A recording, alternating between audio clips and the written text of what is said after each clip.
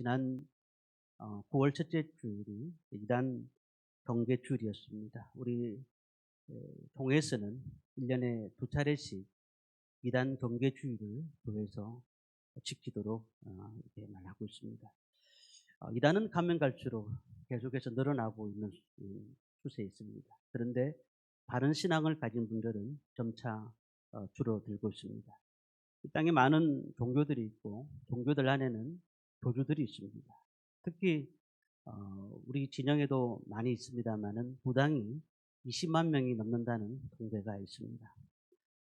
더 안타까운 것은 기독교를 빙자해서 이상하게 교주라는 사람들이 많습니다. 우리나라는 30명이 넘는 예수님과 50명이 넘는 하나님이 계신다고 합니다. 가짜가 판을 치는 거죠. 그러니 우리가 성경적으로 볼 때는 마지막 때가 왔다는 사실이죠. 그래서 마지막 때의 내용을 살펴보면은 거짓 선지자들이 나타난다. 이렇게 말씀을 하고 있지 않습니까? 그 현상이라고 보시면 되겠습니다. 또 한편으로 보면 그런 겁니다. 진짜가 있으니까 가짜가 있는 겁니다. 가짜가 있는. 우리가 성도님들이 오늘 이단에 대한 설교를 하는 것은 아니고요. 이단들이 많은 이 시대에 조심하시고요. 누가 성경을 공부하자. 그러면 어심부터 하셔야 됩니다. 그리고 누군가가 신앙의 상담을 좀 하겠다라고 얘기를 하게 되면 어심을 하셔야 됩니다. 그렇게 할 수가 없습니다. 저한테 연락을 하시면 되겠습니다. 지난주까지 사도행전 말씀을 나누었습니다. 사도행전은 28장까지 있었고 사도행전을 다른 말로 성령행전이다. 어떻게 예수 그리스도의 복음이 이 땅 끝까지 전해지게 되었는지를 말씀하고 있는 거죠. 그 중에 중심 인물은 바울에 대한 얘기가 거의 많았습니다. 자, 바울이 로마로 가게 되어서 로마에서 복음을 전하는 기회를 얻었습니다. 그런데 제가 없음을 알고는 다시 추방하죠. 그러고 난 다음에 몇 번 또 돌고 난 다음에 다시 로마로 와서 거기서 순교를 하게 됐죠. 이 바울의 인생은 복음을 통해서 복음을 전하는 인생이었습니다. 그런데 28장까지 끝났지만 정확하게 보면 우리가 29장을 써야 됩니다. 28장에 바울이 끝난 것이 아니고 이제 우리는 그 복음을 이어받아서 우리가 지금 이 자리에서 어떻게 그 바울의 복음, 하나님의 예수 그리스도의 복음을 전할 수 있는가 우리는 생각해 봐야 되는 겁니다. 오늘부터는 요한복음을 이제 강의하려고 하는데 1장부터 21장까지 요한복음이 있습니다. 사복음서 잘 아시죠? 마태, 마가, 누가, 요한. 우리 잘 알고 있습니다. 그런데 마태, 마가, 누가는 공간복음이라고 합니다. 뭐냐면은 예수님의 역사적인 행보가 거의 같은 시점에서 봤기 때문에 그래서 공통된 관점에서 지었던 책이라 해서 공간복음이라고 합니다. 그런데 요한복음은 예수님의 존재를 그대로 보여주고 있기 때문에 약간 달라요. 지어진 시기도 좀 다르고요. 그래서 마태, 마가, 누가에 있는 공간복음이 요한복음이 없는 내용도 있고 그리고 요한복음에 있는 내용들이 공간복음이 없는 내용들도 있습니다. 어쨌든 이 요한복음이 써진 시기는 공간복음 뒤에 써졌다고 볼 수가 있습니다. 마태복음은 왕이신 예수님을 강조하고 있고요. 그리고 마가복음은 종으로 이 땅에 오신 섬기러 오신 예수님을 강조하고 있습니다. 누가복음은 인간이신 예수님을 강조하고 있지만 이 요한복음은 하나님이신 예수님을 강조하고 있어요. 하나님이신 예수님. 자, 그래서 1장부터 12장까지 내용을 보면은 예수님이 공생애 동안에 어떤 일이 있었는지 3년 동안 일어나는 일들이 1장부터 12장까지 있습니다. 그런데 21장을 제외한 13장부터 20장까지는 놀랍게도 3일 동안 예수님이 부활하시기 그 3일 동안에 일어난 일들을 적어놨어요. 그러니까 그 요한복음이 무엇을 집중적으로 다루고 있는지를 우리는 볼 수가 있습니다. 우리가 이 시대를 보면서 감성시대라고 하잖아요. 감성시대. 굉장히 느낌을 중요하게 생각합니다. 어떤 직장이냐, 그 직장에도 내가 느낌이 좋겠다. 사람을 만나는 것도 느낌으로 만나는 거예요. 저 사람 첫인상이 괜찮네 하고 느낌으로 만나는 겁니다. 근데 우리가 느낌으로 만났을 때 어떤 느낌 어떨까요? 그 사람의 느낌이 온전하지 못할 때가 있어요. 그 사람을 감정으로 만났는데 내 생각하고 다른 삶을 사는 경우도 많이 볼 수가 있습니다. 마찬가지입니다. 우리가 신앙생활도 교회 생활도 마찬가지예요. 우리가 감정으로 교회를 할 수가 있습니다.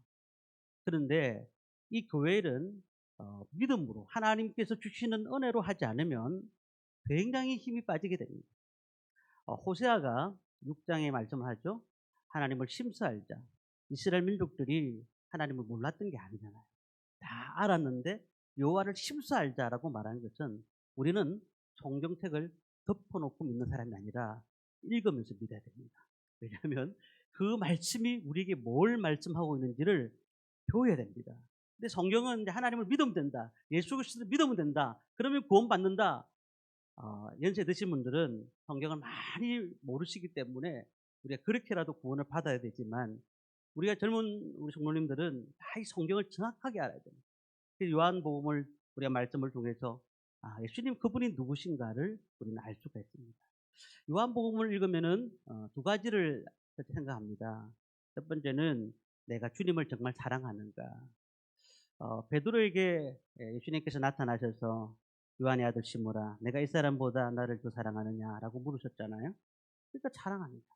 그리고 또 요한 복음 1장 10절에 보면은 세상이 그를 알지 못하였고 했으니까 나는 예수님에 대해서 얼마나 잘 알고 있는가. 이 두 가지를 생각해야 됩니다. 나는 주님을 사랑하느냐 또한 나는 예수님에 대해서 얼마나 알고 있느냐. 이 온전한 사랑이 열매를 맺기 위해서는 지식이 동반돼야 된다는 겁니다. 지식이. 배우지 않고는 성경을 알지 못하고는 우리가 이 하나님의 사랑을 온전히 받아들이기가 힘들다는 사실이죠.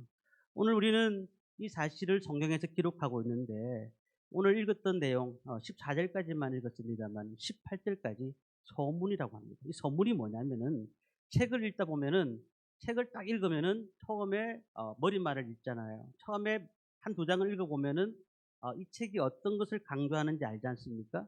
오늘 성경에 제가 읽었던 내용들은 이 요한복음을 전체를 대변한다 이렇게 보시면 되겠습니다. 어떤 내용일까요? 사도 요한이 썼는데 예수님이 그리스도이시고 하나님이시다는 사실, 이 사실을 분명히 말하고 있다는 사실입니다. 우리가 믿는 예수님에 대해서 그분이 그리스도시고 하나님이라는 사실을 요한은 분명히 증거하고 있다는 것을 알게 되었습니다. 그 당시 사람들이 볼 때에 예수님이 딱 나타났습니다. 그리고는 많은 기적을 행하셨고 많은 사람을 고쳐주시고 역사하셨습니다. 그랬지만은 이 바리새인들과 기독권자들이 가만히 보니까 저 예수님은 분명히 목수의 아들이었고 요셉의 아들이고 아무것도 신뢰할 만한 것이 없다고 생각한 거죠. 그래서 자신의 편견과 고집으로 무시해 버렸습니다. 예수님이 능력을 행하면은 더 큰 능력을 보여달라고 얘기합니다. 더 큰 것들을 달라고 얘기하고 있죠. 그러니까 예수님이 뭐라고 하죠? 저들은 하나님께 속한 자가 아니다라고 말씀하셨어요. 아무리 좋은 것들을 보여줘도 이곳에서 기적이 나타난다 해도 하나님 못 믿겠다 하는 거죠. 왜냐하면 그들이 깨닫지를 못했습니다. 하나님을 알지를 못하니까. 하나님과 전혀 관계가 없는 사람이기 때문에. 자, 그렇다면 오늘 저는 간단하게 우리가 믿는 예수님 그분은 누구신가라는 말씀을 몇 가지를 말씀을 드리려고 합니다. 첫 번째는 사도 요한이 가르쳐주는 예수님은 시작과 끝이 없는 영원한 분이라는 사실입니다. 오늘 1절 말씀을 함께 읽도록 하겠습니다. 같이 읽습니다. 태초에 말씀이 계시니라. 이 말씀이 하나님과 함께 계셨으니 이 말씀은 곧 하나님이시니라. 자, 여기 보면 태초에 말씀이 계시니라 했잖아요. 이 태초가 어디죠? 창세기 1장 1절에 뭐라고 됐죠? 태초에 하나님이 천지를 창조하시니라. 태초라는 것이 뭐냐? 모든 만물이 서기 전에 계셨다는 거예요. 모든 만물이 서기 전에, 모든 것이 시작되기 전에 있었다. 이것을 태초라고 얘기를 하는 겁니다. 그러니까 그 시작 전에 있었다. 태초에 말씀이 계시냐. 그런데 그 말씀이 계신다고 말씀하고 있잖아요. 이것이 헬라어로 로고스라는 뜻입니다. 로고스. 자, 헬라 사람들이 어떻게 생각했는가를 들어보셔야 됩니다. 이 헬라 사람들은 가만히 보니까 우주를 보니까 별이 너무너무 많아요. 아니 저 많은 별들이 어떻게 생겼을까? 저런 것들이 어떻게 생겼을까? 아무리 연구해봐도 답이 나오지가 않는 겁니다. 아니 우주를 보니까 내가 도저히 생각할 때 저것을 그냥 생겼다고 말할 수가 없다. 어떻게 저들이 저렇게 움직이지도 않고 부딪히지도 않고 저렇게 있을 수가 있을까? 그렇게 해서 고민하다가 생각한 게 뭐냐면 도대체 누가 만들었는가를 생각하다가 그것을 로고스라고 말했어요. 로고스. 그 답을 알 수 없었으니까. 무언가가 만들었어. 누군가가 만들었어요. 근데 그것을 보면서 헬라 사람들이 로고스라고 했어요. 로고스는 뭐냐? 우주를 만들고 붙든다는 뜻을 갖고 있는 거죠. 자기들 입장에서는. 그러니까 우주를 붙드는 그 힘을 가지고 로고스다. 우리나라에 보면은 그러잖아요. 하늘님이라고 하잖아요. 하늘님. 하늘에 있는 신들이 우리를 지켜준다. 하늘님 이렇게 말하잖아요. 그거 비슷하다고 생각하시면 됩니다. 이 우주를 보면은 보이는 겁니다. 우리도 보십시오. 이 우주가 돌아가는 걸 보세요. 너무 신기하지 않습니까? 지금 2000년대를 우리가 살아오고 있지만은 가만히 보시면 모든 것들이 신기하게 움직이고 있습니다. 어떻게 별들이 부딪히지 않고 어떻게 저렇게 지혜롭게 자연스럽게 잘 운행되고 있을까? 신기하지 않습니까? 누군가가 붙들고 있다는 사실을 인정하지 않을 수가 없는 거예요. 자, 1절 말씀 보면은 태초에 말씀이 계시니라. 이 말씀이 하나님과 함께 계시니 태초에 로고스가 계시니라. 이 로고스가 하나님과 함께 계셨다라는 거잖아요. 자, 함께 있다라는 것은 두 가지 의미가 있습니다. 대면하다. 그리고 서로 친밀하다라는 뜻을 갖고 있습니다. 자, 그런데요. 14절 말씀 보면 이렇게 되어 있어요. 말씀이 육신이 되어 우리 가운데 거하시며. 말씀이 육신이 되었다. 그 로고스가 육신이 되었다고 했어요. 그럼 육신이 누가 된 거예요? 예수 그리스도를 말하는 겁니다. 그러면 로고스가 하나님의 말씀이 예수님이라는 사실이에요. 정확하게 해서 가르쳐 주는 겁니다. 그 예수님이 하나님과 함께 계셨다. 우리 여기서 삼위일체가 나오는 거죠. 하나님도 예수님도 성령님도 함께 계셨다는 사실을 여기서 말씀을 하고 있는 겁니다. 자, 그 당시 이단이 있었습니다. 이단이 어떤 얘기를 했냐면은 성부 하나님이 성자 하나님을 지었다. 그러니까 예수님을 지었다는 거죠. 그렇게 하면서 성부 하나님이 예수님을 지었다는 것이기 때문에 예수님은 하나님 앞에 종속되었다라고 생각합니다. 이것을 지금 남아있는 이단이 있습니다. 우리 잘 아는 몰몬교하고 여호와 증인이 그렇습니다. 몰몬교와 여호와 증인은 하나님이 예수님을 지었기 때문에 만들었기 때문에 그렇기 때문에 예수님은 하나님이 하는 일만 하는 거다. 그래서 왜 그렇게 만들었냐? 몰몬교하고 여호와 증인. 몰몬교는 잘 아시는 것처럼 지나가다 보면 미국 사람 두 사람이서 와이셔츠 입고 넥타이 딱 메고 두 사람 걸어가잖아요. 그러면서 젊은 사람들 공략하면서 영어를 가르쳐 준다는 그 사람들이 몰몬교입니다. 그리고 여호와 증인은 우리 진영이 잘 알고 있지 않습니까? 그들이 왜 그렇게 했느냐? 자기들 몰몬교를 창시했던 조셉 스미스라는 사람과 여호와 증인을 창시했던 르셀이라는 사람이 가만히 생각해 보니까 자신과 예수님이 같은 레벨에 있어야 되겠다고 생각한 거예요. 그래서 그렇게 교리를 만들어 버린 겁니다. 만들어서 예수님과 자신이 같은 레벨에 있다. 하나님은 더 위에 있고 자기들이 성경책에 있는 내용을 그 위에 자기들이 썼다고 생각하는 거예요. 그러니까 참 이단들을 보면 안타까운 현실인데 우리는 그 말을 믿어서는 안 됩니다. 2절 말씀 보니까 뭐라고 되어 있죠? 그가 태초에 하나님과 함께 계셨고 태초부터 하나님이 함께 계셨다.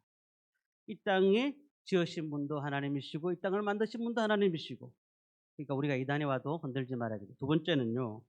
예수님에 대한 지식이 뭐냐면은 만물을 지으신 분이 창조주, 예수님이 창조주라는 사실이죠. 1절, 2절에서 예수님의 신성에 대해서 설명을 했습니다. 이제는 창조주라는 것을 말하고 있다. 우리 3절 말씀을 함께 읽겠습니다. 같이 읽습니다. 만물이 그로 말미암아 지은 바 되었으니 지은 것이 하나도 그가 없이는 된 것이 없느니라. 자, 지은 바 되었다라는 말을 3번이나 하고 있어요. 요한이 강조하는 것이 뭐예요? 이 땅에 존재하는 모든 것은 다 시작점이 있습니다. 그런데 예수님은 어느 때보다도 그렇지 않다는 거죠. 태초에 그분이 존재하셨다는 겁니다. 그리고 그분이 이 땅을 지으셨다는 겁니다. 그리고 그 땅을 어떻게 사해 가셨는가? 창세기 1장 26절 말씀을 한번 보겠습니다. 보면은 이렇게 되어 있습니다. 하나님이 이르시되 우리의 형상을 따라 우리의 모양대로 우리가 사람을 만들고 다 읽지는 못합니다. 여기 보면 복수가 적혀져 있어요. 우리의 모양대로 우리가 사람을 만들고 아니 내가 만들고라고 하시면 되잖아요. 우리를 왜 만들었어요? 이게 성부, 성자, 성령이 함께 일을 하셨다는 사실을 여기서 가르쳐 주고 있다는 겁니다. 그리고 골로새서 1장 16절에도 보면은 만물이 그에게서 창조되되 하늘과 땅에서 보이는 것과 보이지 않는 것들을 창조했다. 만물이 그에게서 창조되었다. 모든 창조를 누가 했다고요? 하나님도 하지 예수님께서 하셨다는 사실을 분명히 밝혀주고 있는 겁니다. 그렇다면 예수님이 누구십니까? 라고 얘기하면은 나를 구원하시는 분이기도 하지만은 창조주십니다. 라고 말할 수 있어야 됩니다. 그러면 우리를 잘 아시는 거죠. 그 예수님이 우리를 만드셨으니까 우리를 너무너무 잘 아시는 거예요. 우리의 삶을 잘 아시고 우리의 체질도 아시고 우리가 어떻게 살고 있는지도 아시고 주님께서 우리를 잘 아신다는 것이죠. 그러니까 이 땅에 만물을 만드셨던 창조주 하나님이 또 예수님이라는 사실을 알 수가 있습니다. 세 번째는요. 예수님은 생명의 근원이라는 사실입니다. 우리 4절 말씀을 다시 한번 읽겠습니다. 같이 읽습니다. 그 안에 생명이 있었으니 이 생명은 사람들의 빛이라. 자, 그런데 그 안에 생명이 있었다. 창조주 하나님이라는 사실을 다 인정합니다. 문제는 예수님 안에 생명이 있다는 사실을 우리는 인정해야 된다는 겁니다. 내 생명을, 우리의 생명을 책임질 분이 예수님이라는 사실을 인정하라는 겁니다. 그 말씀이 나와요. 요한복음 14장 6절 말씀 보면은 내가 곧 길이요 진리요 생명이니 나로 말미암지 않고는 아버지께로 올 자가 없느니라. 내가 곧 길이요 진리요 생명이라고 말씀하셨어요. 그러니 다른 길로 어떤 다른 것으로 하늘에 천국에 갈 수 있는 길이 없다. 구원받을 수 있는 길이 없다고 분명히 말씀하고 있어요. 내가 곧 길이요 진리요 생명이요. 곧이라고 했습니다. 곧. 누구도 어떤 종교도 어떤 것도 여기에서는 그렇게 말할 수가 없는 거예요. 예수 그리스도 외에는 아버지께로 갈 수 있는 길이 없다는 겁니다. 예수님 하나님께서 첫 번째에 무엇을 창조하셨을까요? 빛이 있으라 그렇게 말씀하셨습니다. 근데 하나님께서 굉장히 강조하셨던 것이 두 가지 있습니다. 빛과 생명을 강조하셨는데 첫 번째 날에 빛이 있으라라고 말씀하셨습니다. 그리고 모든 생명들에게 생명을 주셨습니다. 근데 사람에게는 일반 생명과 달라요. 하나님의 생명을 나누어 줬습니다. 그래서 아담의 몸을 흙으로 만들었잖아요. 흙으로 만들어서 그 흙으로 만든 아담에게 생기를 부어 생명을 부어줬어요. 생기를 부었다. 다시 말하면은 그 코에 생기를 불어넣었다는 것은 그가 뭐 지능이 높아졌다 이런 뜻으로 갖는 것이 아니고 양심을 갖게 됐다. 하나님의 형상으로 지원받게 됐다라는 겁니다. 그런데 그가 하나님을 배반하고 타락했습니다. 그러니까 인간이 타락이 영적인 것이 생명이 사라지기 시작한 거죠.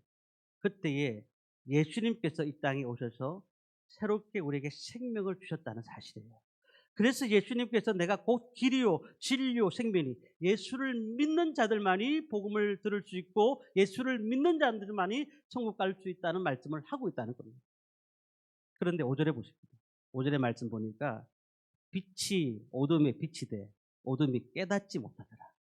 빛이 비쳤잖아요. 막 비추는데 깨닫지를 못하는 거예요. 어두우니까 영적으로 막혀 있으니까 깨닫지를 못하는 겁니다. 빛 대신 예수님께서 비춰주십니다. 9절에 아주 더 정확한 말씀이 나옵니다. 참빛 곧 세상에 와서 각 사람에게 비치는 빛이 있었으니 각 사람에게 비쳤다. 우리 복음 아니겠습니까? 그런데 빛 대신 예수님께서 각 사람들에게 비춰주셨는데 그 빛을 받은 사람은 복음을 받은 사람이고 그 빛을 받지 못한 사람은 복음을 받지 못한 사람입니다. 자, 그런데요. 오늘 10절, 11절 말씀 우리 함께 읽도록 하겠습니다. 같이 10절, 11절 말씀 같이 읽습니다.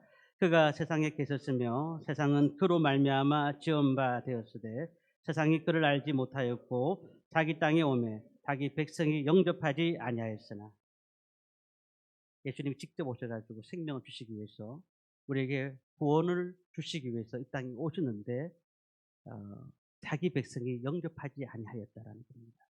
왜요? 이들이 몰라서 예, 몰라서 그렇습니다. 그렇지만 더 나가면은 붙잡지 않았기 때문에, 예수 그리스도를 붙잡지 않았기 때문에 생명이 자기에게로 오지 않는 거예요. 우리 삶 가운데 정말 주님을 붙잡고 살고 있습니까? 내가 예수를 믿고 있다는 것이 무엇입니까? 모든 인생 가운데 주님을 얼마나 의지하십니까? 예수를 믿은 사람이, 구원을 받은 사람은 결국은 주님을 내 생명 다할 때까지 섬겨야 되고, 그리고 그 생명을 주님께서 책임질 것을 믿고 나가는 사람이라는 겁니다. 그러니까 내 하나뿐의 생명이, 영혼의 생명이 주님 앞에 서는 날까지 또한 우리는 하나님 앞에 주님을 붙잡고 살아야 된다는 것을 말씀하고 있습니다. 6절의 말씀 보니까 하나님께로부터 보내심을 받은 사람이 있으니 그의 이름은 요한이라. 세례 요한을 얘기를 하고 있어요. 쭉 얘기합니다. 15절 보면은 요한이 그에 대해서 증언하여 외치이르되, 이 요한은, 여기서 요한은 요한복음을 쓴 요한이 아니고 세례 요한을 얘기하는 겁니다. 예수님보다 6개월 앞서서 난 세례 요한을 얘기합니다. 자, 근데 왜 세례 요한이 갑자기 나타났는가? 이것은 그 당시에 정말 로마로부터 식민지의 삶을 살았던 그 당시에 이스라엘 민족들이 메시아를 기다리고 있었던 거예요. 제발 우리나라에서도 정치적으로, 경제적으로 이 문제를 해결할 수 있는 메시아가 필요하다고 그렇게 생각하는 가운데 세례 요한이 나타나는데 전부 다 너무너무 놀랐습니다. 야, 저 사람이 우리의 선지자다. 혹시 메시아일지도 모른다. 그렇게 그들이 얘기했습니다. 그런데 이 세례 요한이 뭐라고 합니까?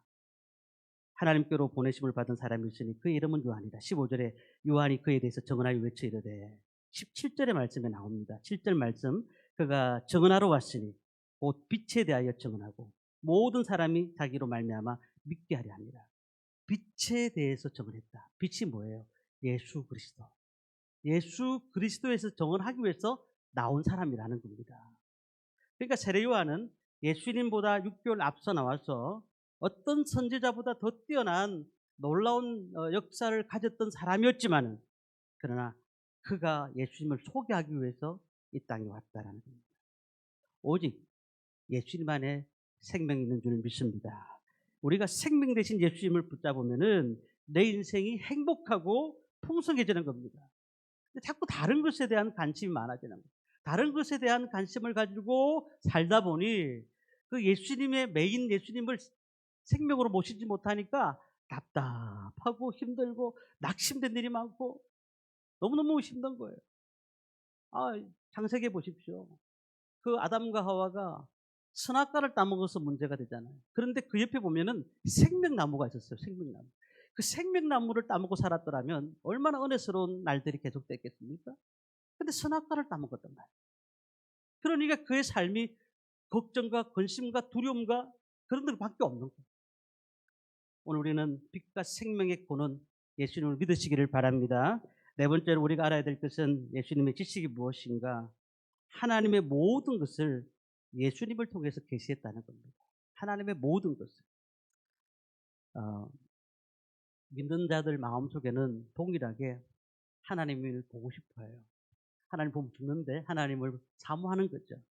중고동 부수론에 이렇게 청년 부수론에 가면은 또 저도 그렇게 어릴 때 갔습니다만은 전도사님하고 목사님이 뭐라고 합니까? 매일 저녁에 불 꺼놓고 기도시키면서 하나님 만나야 된다고, 주여 한번 불러라고 주여 부르고 만나는 게 답이에요. 하나님 만나야 된다고. 너희들이 살라고 하면 하나님 만나야 된다고. 그러면 어떤 분들은 하나님 만난다고 해서 기도원에 올라가셔가지고 소나무 뿌리를 붙잡고 막 어떻게든 뽑히게 만들고 금식도 하고. 그런데 우리가 그렇게 만나야 되는 건 맞지만 분명한 것은 하나님께서 예수 그리스도를 통해서 우리에게 빛으로 보내주셨는데, 그분을 만나면, 예수 그리스도를 만나면 우리의 놀라운 하나님의 만남이 바로 되어지는 것입니다. 십자가의 은혜, 구원의 역사를 이루어갈 수가 있는 것입니다. 그러니까 우리에게 찾아오신 예수님은 안 보이고 자꾸 하나님만 달라고 그렇게 되면 안 되는 것이죠. 14절 말씀을 우리 함께 읽겠습니다. 같이 읽습니다. 말씀이 육신이 되어 우리 가운데 거하시며 우리가 그의 영광을 보니 아버지의 독생자의 영광이요 은혜와 진리가 충만하더라. 우리가 그의 영광을 보니 아버지의 독생자의 영광이 무슨 말인지 아시겠죠? 우리가 그의 영광을 보니까 아버지의 독생자의 영광, 하나 예수님을 보니까 하나님을 본 것과 같은 거라는 거예요. 주님께서는 이 땅에 모든 것들을 사들고 오셨습니다. 하나님의 복을 사들고 오신 겁니다. 내가 예수를 믿기만 믿어라. 그러면 구원에 이를 것이다. 라고 말씀하십니다. 자, 그러면 지금 그 예수님이 안 계시는데 어떻게 우리가 예수님을 믿습니까? 말씀을 통해 믿는 겁니다. 아까 제가 태초에 말씀이 계시니라. 그 말씀을 우리는 믿을 때에 주님을 믿는 것이고, 그리고 그 말씀대로 살아가는 것이 하나님을 따라 사는 줄 믿습니다. 그렇기 때문에 우리는 그 말씀을, 주님의 말씀이 마태복음부터 쭉 사복음서에 나와 있지만은 그 말씀을 잘 믿어야 됩니다. 그 말씀을 잘 알아야 됩니다. 그러니까 하나님께서 우리에게 놀라운 은혜를 주시기 위해서 그 말씀을 우리에게 주시고 가셨다는 거예요. 그러니까 말씀은 덮어놓고 믿으면 안 되는 거죠. 말씀을 들어야 됩니다. 그리고 말씀을 읽어야 됩니다. 그러니 예수님께서는 어떻게 우리에게 역사하셨을까요? 한 신학자는 이렇게 얘기합니다. 굉장히 아끼는 개미가 한 마리 있었는데 그 개미가 자꾸 말을 안 해줬더니 그 계속 걸어가다가 그 낭떠러지가 있는데 그 밑에는 불이 있는데 자꾸 떨어져서 죽는 겁니다. 말도 안 하고 다 떨어져 죽는 겁니다. 아, 떨어져 죽는다. 개미야 가지 마라 했는데도 불구하고 계속 떨어져 죽는 거 안 되겠다 싶어서 자신이 개미가 돼가지고 개미의 소리로 제발 절로 가지 마라. 즉 가면 죽는다고. 이게 예수님이라는 거예요. 우리가 육신의 생각을 가지고 계속 얘기하고 하나님의 음성을 아무리 구약 성경에서 선지자를 통해서 들려주어도 그들의 삶은 변하지가 않았다는 거예요. 예수님이 직접 몸소 겸손과 삶을 행하셔서 우리에게 본을 보이시면서 너희들이 이렇게 살아야 된다고 말씀하시면서 우리에게 오셨지 않습니까? 그러니 주님이 나를 위해서 십자가에 달려 돌아가시고 그리고 부활하셨던 사건을 직접 보여주셨다는 말이에요. 그러니까 우리가 그 주님을 믿으면 우리의 삶에 놀라운 은혜가 넘칠 줄 믿습니다. 12절 말씀을 마지막으로 읽겠습니다. 12절 말씀 같이 읽습니다. 영접하는 자, 곧 그 이름을 믿는 자들에게는 하나님의 자녀가 되는 권세를 주셨으니 하나님의 자녀가 된다. 하나님의 친자식처럼 여길 것이다. 라고 말씀합니다. 영접하기만 하면 주님이 우리를 눈동자같이 보아주시고 살피실 겁니다. 우리가 뭘 하고 있는지 주님은 분명히 알고 계신다는 사실입니다. 한 가지 얘기하고 오늘 말씀을 마칩니다. 할록 목사님인데 이 목사님이 배를 타고 서인도 제도를 여행합니다. 자기가 직접 목격한 내용이에요. 간판 위에서 이제 공놀이를 하고 있어요, 아이가. 근데 그 공이 바다로 빠져버린 겁니다.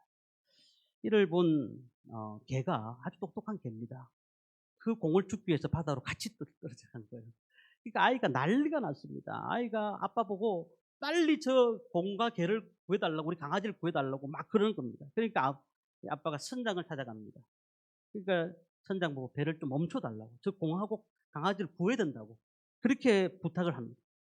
그런데 이 선장은 저 개 한 마리 때문에 내가 이 멈출 수 없다, 가는 길을 멈출 수 없다라고 얘기하죠. 배를 멈출 수 없다. 그때에 이 아빠가 화가 나서 수영도 못하는데 배 바다로 뛰어듭니다. 딱 뛰어드니까 그때서야 선장이 놀래가지고 배를 멈췄다는 거예요. 자, 그러면서 이 할록 목사님이 무슨 말을 합니까? 하나님은 우리를 너무너무 사랑하시기 때문에 다른 것들을 아무리 죽고 해도 상관없지만 하나님 우리 인간을 사랑하시기 때문에 사람이 뛰어들기 때문에 배가 멈춰진 거라는 거예요. 배가 멈춰진. 오늘 우리가 주님이 우리의 사랑을 늘 주셨고 지금도 우리를 사랑하시는 사실을 믿으시기를 바랍니다. 하나님의 사랑을 기억하는 사람들, 하나님의 자녀가 되는 본체를 주셨다는 사실을 기억하는 사람들, 그런 사람을 통해서 오늘도 주님의 은혜가 넘치게 될 줄 믿습니다. 늘 주님이 누구신가를 생각하며 이번 요한복음 강해 동안에 주님이 누구신가를 깨닫는 귀한 시간 되기를 소망합니다.